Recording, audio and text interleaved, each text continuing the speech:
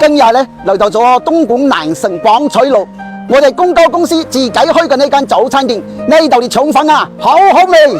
我的天哪！哇，佢呢度停車啊，好方便添。呢度呢以前係一個天然氣加氣站，旁邊呢就開咗呢間夫地腸粉。